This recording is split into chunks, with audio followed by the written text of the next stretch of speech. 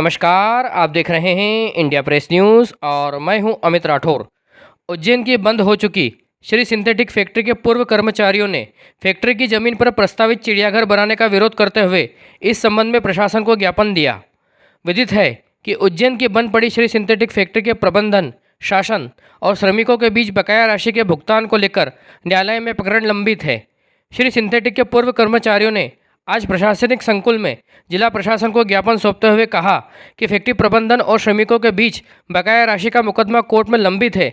उसके बावजूद भी फैक्ट्री की बेशकीमती जमीन पर प्रस्तावित चिड़ियाघर की आड़ लेकर किसी निजी कंपनी को यह जमीन बाले बाले दी जा रही है, जबकि उक्त जमीन को बेचकर शासन श्रमिकों का बकाया भुगतान कर सकता है। साथ ही श्रमिकों ने बकाया पेंशन में आ रही बाधा दूर करने की अपील भी प्रशासन से की। श्री सिंथेटिक्स के कर्मचारियों ने वैसी रहे वहाँ पे जो शासन का चिड़ियाघर प्रस्तावित है, वो चिड़ियाघर खोलने से पहले हमारा करीब 1500 मजदूर हैं और उनका हिसाब किया जाए करीब प्रति मजदूर 4 लाख रुपए बाकी हैं और शासन 2006 से बंद है। शासन ने आज तक ध्यान नहीं दिया और अपनी कान में तेल कुड़ के बैठे हैं। और अगर जो हमारी मांगे पूरी नहीं हुई तो हम गली गली में घूमेंगे। श्री सिंथेटिक का परिवार भारतीय जनता पार्टी को छोड़ के किसी को भी वोट मत दो, इस पार्टी को वोट मत दो, ऐसा आम पब्लिक से निवेदन करेंगे। यदि हमारी चुनाव के पहले सुनवाई नहीं किया जाएगा तो सारे श्री परिवार के 60,000 वोट हैं, प्रति घर में 4 वोट हैं, 1500 वोट लोग हैं, 60,000 वोट हम नहीं देंगे इनको। ये हर घर में घूमेंगे, बहिष्कार करेगा। चिड़ियाघर का प्रस्ताव जो है निरस्त किया जाए। श्री सिंथेटिक के मजदूर यूनियन संयुक्त मोर्चा के पदाधिकारी कलेक्टर साहब के आए हैं और इस बात का ज्ञापन दिया है कि श्री सिंथेटिक की 145 एकड़ ज़मीन है, उसको जो है शासन यहाँ पर चिड़ियाघर खोलने का प्रस्ताव दिया है। यहाँ के स्थानीय जनप्रतिनिधियों ने नोटशीट चलाई है कि यहाँ पर जो है श्री सिंथेटिक की ज़मीन पर चिड़ियाघर खोला जाए। हम सब उसका विरोध करते हैं क्योंकि इस शहर में रोज़गार धंधे पूरे ख़त्म हो गए हैं, कोई फैक्ट्री नहीं है, कोई काम धंधा नहीं है और जो बचा था वो भी ख़त्म कर दिया। हमने प्रशासन से मांग करी है कि 1500 मजदूर श्री सिंथेटिक के हैं और उनका कम से कम है ना 100 से 200 करोड़ रुपए के लगभग का बकाया है। इस ज़मीन को जो है 1970 में माड़गेज के लिए भी दिया गया था।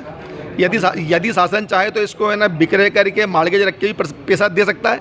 जब तक इनका पैसा नहीं दिया जाता, मजदूरों का पसीने की कमाई नहीं चुकाई जाती है, जब तक उस ज़मीन को नहीं बेचा जाए, कोई पार्क के लिए नहीं दी जाए और अगर देना ही है तो उस पर बड़ी इंडस्ट्री लगाते फिर से इनको रोजगार दे दे।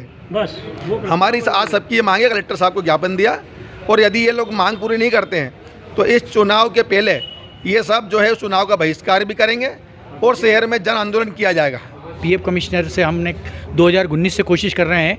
हम सुप्रीम कोर्ट में जीत चुके हैं पेंशन्स के संबंध में, सिर्फ इम्प्लीमेंट होना है केंद्र सरकार से, लेकिन हमारा रिकॉर्ड नहीं है पीएफ कमिश्नर के पास। हम 2019 से राइटिंग में कार्रवाई कर रहे हैं, कम से कम 200-300 आवेदन दे चुके हैं, लेकिन आज तक उसने ना रिकॉर्ड लाया है, ना कुछ करता है, ना कोई कार्रवाई करी है। आज तक 2019 उसने क्या कार्रवाई की ये भी नहीं बताता है वो। और अगर वो रिकॉर्ड आ जाएगा तो हमारी पेंशन एक अच्छी सम्मानजनक हो जाएगी।